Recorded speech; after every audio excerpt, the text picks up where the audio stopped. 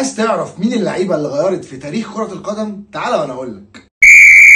الارجنتيني دييجو ارماندو مارادونا. مارادونا كان موهبه فريده جدا في عصره، كان سابق عصره بكتير جدا، مش بس لانه كان لعيب وحريف وبيرقص، لا خالص، ده لانه فعلا عمل حاجات محدش عملها قبله، فعلا صانع المعجزات. ومش بس عشان هو صاحب احلى هدف في تاريخ كاس العالم وهدف القرن، ولا عشان هو قدر يحقق للارجنتين كاس العالم بعد غياب طويل، ولا عشان هو صاحب اكتر هدف جدلي ومثير في تاريخ كاس العالم كله. مارادونا في عز هجوم المجتمع الكروي كله عليه، في عز مشاكله، بعد ما عمل كارثه في نهائي كاس الملك ما بين اتلتيكو بلباو وفريقه برشلونه، وفي حضور الملك نفسه بعد ما عمل خناقه شوارع مع المدافع اللي كان اصابه في اول الموسم وكان هيخليه يعتزل كوره عشان ينتقل لنادي نابولي اللي كان متواضع اياميها ويحقق معاه معجزه، حقق له اول وتاني دوري في تاريخ النادي ومتع الجماهير بكوره ما حدش شافها قبل كده. حتى دلوقتي انت لما بتعوز توصف هدف فيه ترقيص وهلفته وكلام من ده بتقول عليه ايه؟ هدف مارادوني. وده معناه ان برغم كل مشاكل مارادونا بره الملعب الا انه واحد من امتع من لمس كره القدم،